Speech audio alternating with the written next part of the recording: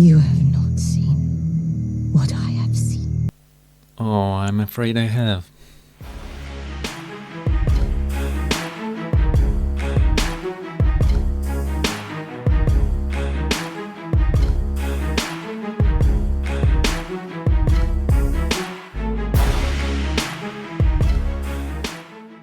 Megawanin. Greetings in Sindarin, language of Grey Elves.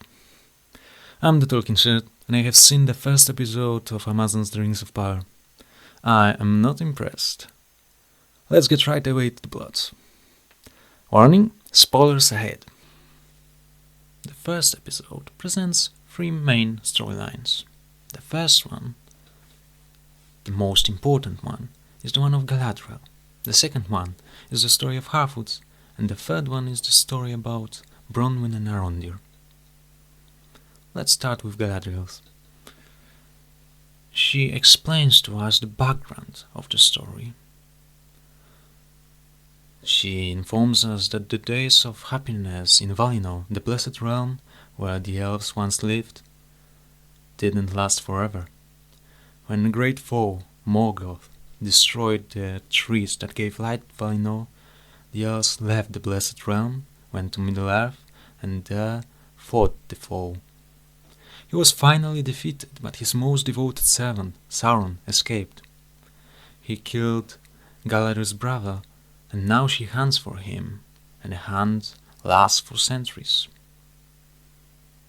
We see Galadriel and her companions in the mountains. Galadriel has a map on which a fortress is shown. A fortress that is said to never have been found. But soon enough we discover that the fortress is clearly visible. It is as high as the mountains. The elves enter it, and there we learn that Galadriel knows that it is the fortress that the orcs gathered in after Morgoth's defeat. It is dark power that makes it so cold in there. There is a secret passage behind the ice wall. That the orcs were meddling with the powers of the unseen world, and that the Sauron's mark makes a trail for orcs to follow. How does she know all about this fortress that nobody has ever reached? Well, legends speak about an ancient spell, by some called bad writing. But there is no time to wonder at this, for we see an elf that has spotted a troll. And the elf cries for help and runs. His cry is left unheard, for the other elves do not seem to react until they see their companion running. Then they all stand in a line, don't call the others, and hold their torches just before their eyes, so they are blinded. No wonder they don't see the troll throws. It should leave them dead, or at least severely wounded. That's the moment when Galadriel appears. Then we see the troll beating down the other elves without any effort, for they have seemingly forgot their weapons and attack it with just bare hands or just with torches in hands. And they fall down one by one, and one of them is pinned to the ground. That's the moment when Galadriel decides to take action. She jumps off her companion's sword, presumably to look epic, and saves the pinned down elf. Or does she? And her sword slashes the troll's leg that would otherwise crush the elf's face, but the legs should still fall down. But again, no time for reasoning. Galadriel then shows off, spins, and kills the beast without any effort. The others don't move to help her, but she doesn't need them. Having killed the troll, she doesn't care enough to look if they are wounded or even alive. I expected most of them to be dead, but they seem fine. Nobody is even scratched. However, that's the moment when they decide to refuse Galadriel's orders. They don't want to go further north. There are two sides to this decision. On one hand, it's a miracle, some call it bad writing, that they're alive, How does Galadriel even expect them to fight Sauron and his legions of trolls and orcs? On the other hand, they have just found the very thing they have been looking for, the fortress when Sauron has been hiding, his mark that could lead them further. And that's the moment when they decide to force Galadriel to go back home. We return to Galadriel when she is at High King's Gil-galad court in Lindon. There she meets her friend Elrond, and from their meeting we get some interesting facts. First one is that Galadriel is the commander of northern armies of the elves. The second is that she is to be rewarded for her expedition to the north, even though she passed the orders of High King. And the third one, the most important one, is that her warning about Sauron is ignored. Nobody seems to take it seriously. The enemy is lurking somewhere in the shadows preparing his return, but elves seem to ignore it. It's a matter of vital importance and shows an attitude of the writers of the show. In order to make Galadriel seem smart, everybody else is made ignorant and short-sighted. In a later scene, we see Galadriel at the ceremony. She and her company receive a reward from Gil-galad, the High King. He announces that he grants them a right to go to the Blessed Realm, to Valinor, to return home. This matter is of even greater importance than the ignoring of the warning about Sauron. I will speak about it later. The scene ends in Galadriel talking to Elrond, who convinces her that her hunting for Sauron has ended. She should leave Middle-earth and go to the Blessed Realm. She has her doubts, but finally sets sails with her companions on the ship from the Grey Havens. But in the end, when she is just about to enter the Blessed Realm, she resigns. She jumps off the ship and lands back in the sea. And that's the last that we see of her in the episode.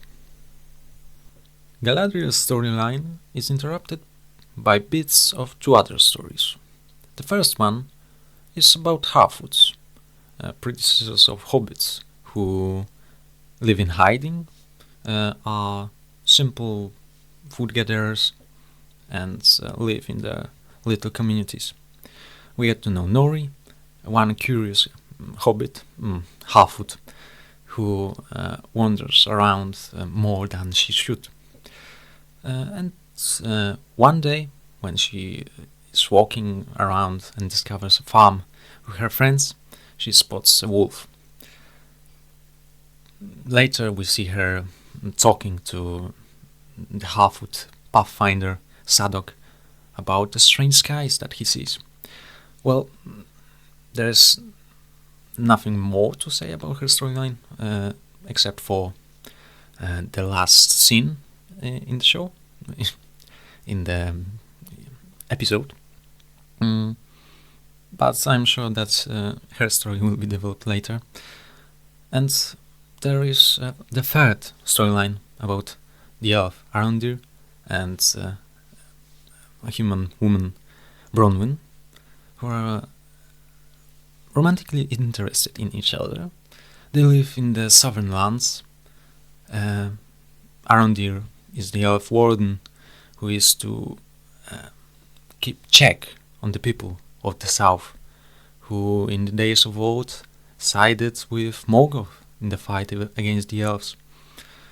Bronwyn is a local healer, and she is a good soul. Together they discover that somewhere in the land there is a disease spreading, and they go on to find its source. They find out that Bronwyn's family village is destroyed, and burned down. At the same time, Bronwyn's son, Theo, discovers a forgotten sword with a mark of Sauron. Again, this is a setup for later developments. That's the only things that we get to know from the episode. Other bits of storylines are Elrond, who is introduced to Celebrimbor, an artificer who, as we know from the lore, will later create the Rings of Power. And the last part of the story of the first episode is a strange sight on the sky. A comet falling from the stars. Every character, except I think for Galadriel, sees it on the sky, and the comet lands near the Halfwoods. Nori comes to the crater, and then she sees a man, all in flames. That's where the episode ends. That would be it for the plot. Now for the world building. Many elements of the world are presented through the story, so I will mention just a few facts. The first one is that elves do keep ward over the southern lands until the day that we are shown in the first episode, where the days of peace are announced and the war is ended. Arondir decides to stay and help Bronwyn, but all the other elves are leaving. We see all parts of Middle-earth living in peace, Halfwoods in hiding, but safe. However, the signs of troubles appear. Mysterious swords, wandering wolves, diseases among animals and trees, and burned villages. The peace seems to be disturbed, and we'll soon discover what is the reason for it. The other part that is worth mentioning is that Elrond is discriminated because, as some may know, he is half-elf and he's not allowed to attend the Council of Elf Lords. We'll talk about this part later. Again, another thing that will be elaborated more later is that Valinor is not exactly a place. When Galadriel and her companions sail across the sea, they are surrounded by some mist, light, and birds, and singing. But when Galadriel jumps off the ship, the mist, the light, the birds disappear along with the ship. So Valinor is shown to be more ethereal than in the books, but that belongs to the further discussion. Now for the characters. The character that we most see is Galadriel, and she is the one that we can say the most about. She is proud and very stubborn, and she is apparently a very good warrioress, but that's achieved by making everybody else a terrible fighter. She seems to be very persistent. She decides to continue her hunt even after she's granted right to go to Valinor. But she cannot take the advice of her own men. She doesn't care for them, as she didn't even look if they're wounded or even alive after the fight with the troll. She seems to know everything that she needs to, but she isn't shown to gather this knowledge from anywhere. She just knows what she needs to know, and that's a character that I cannot like, because she doesn't earn it. She just gets what she needs. As to the others, there's Elrond and Gil-galad. As I said, they are made to look ignorant in order for Galadriel to be smart. There are hobbits, Halfwoods again, Sadok and Nori, and all others who are little fellows in the neighborhoods living in hiding. Some more curious, like Nori, some less, some very restrictive, some joking, some just living there. Nothing special can be said about them, except for Nori, whose curiosity leads her to discover the man that has fallen from the sky. Another characters are Arondir and Bronwyn. Arondir, an elf, very still. He's very still-faced, but he seems to care for Bronwyn, who is a local healer, who helps people. Together they set out for adventure. I'm sure we will get to know them better when they can do more.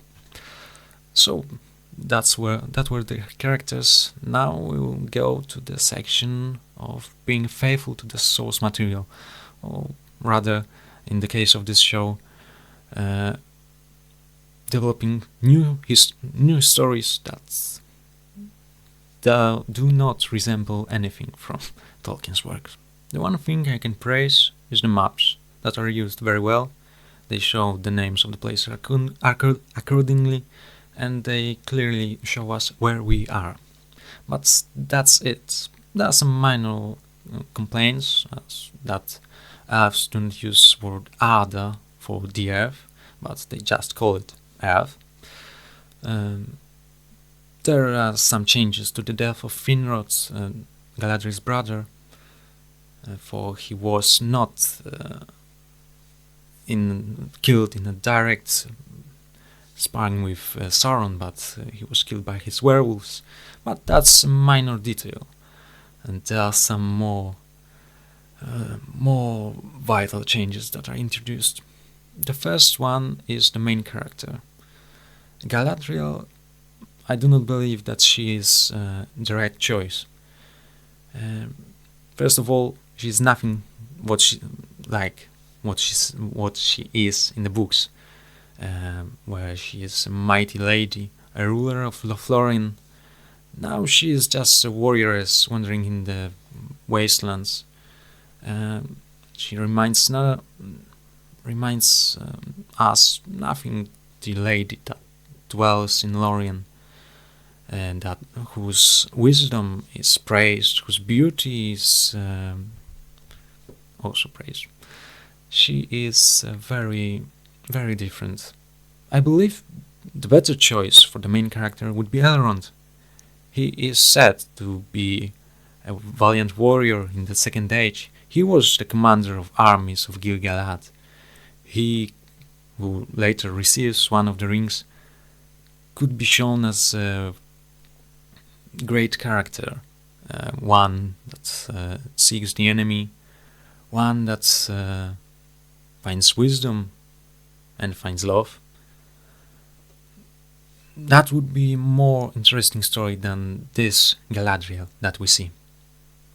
However, there are even more interesting changes, and when I say interesting, I mean dreadful and disrespectful.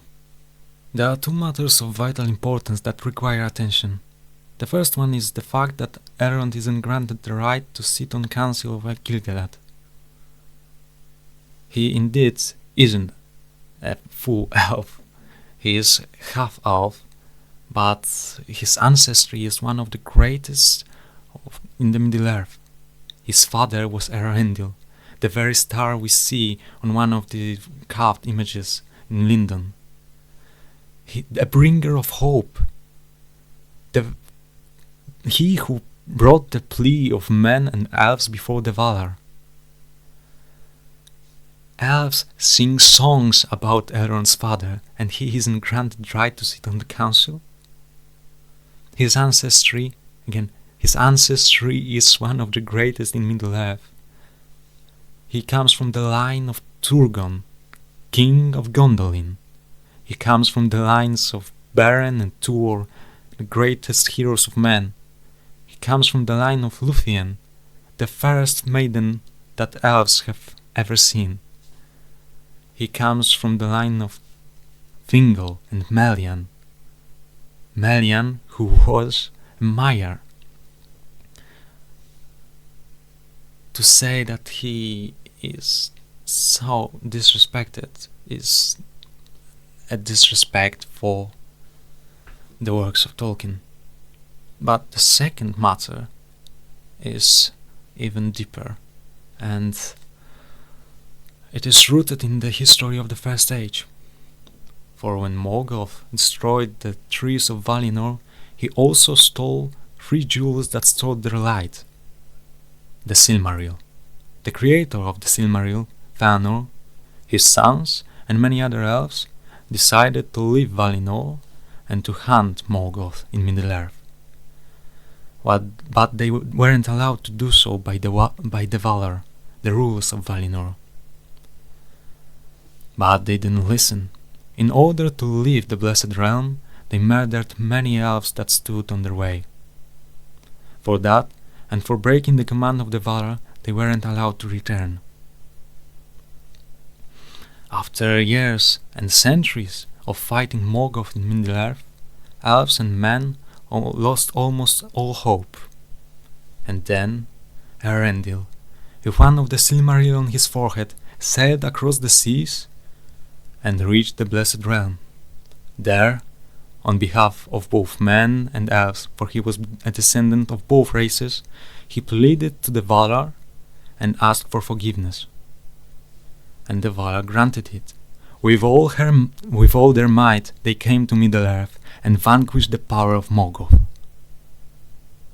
All those who left Valinor were allowed to return. It is why, in the first year of the Second Age, the Grey Havens were built, and from there many ships sailed to the west. To say that it is Gil-galad that has the right to decide who will pass to the Blessed Realm, and to say that nobody has ever earned that right, is complete disrespect for Tolkien's works. It is the story of the First Age and the foundation of the Second Age completely rewritten. It is the story of forgiveness, forgotten and disregarded. It is the story of the grace of Valar thrown out. Gil-galad does not have any right to grant or deny anybody passage to the Blessed Realm. So we see how the source material is treated.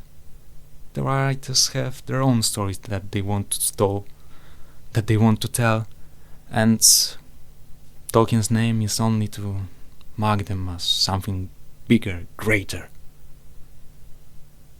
There is no place for the story of the grace of Valar. There is no story for real meaning of the history of the elves in the Middle-earth. The elves in Middle-earth still have a choice. Nobody can take it from them. They live in Middle-earth as long as they wish, and then they can return. We see a very different story, and the change has a grave consequence for the Valar forgotten, and their right, their power is granted to one of the elves. So, that has been the review of the first episode of the show, answering the question in the title, will Amazon amaze? I very much doubt it. Did Amazon amaze in the first episode? Well, certainly not. But we can still have hope that it will change for the better. I hope to see you again very soon. Fare you well. Nova Year. Subscribe right now, you little hobbitses.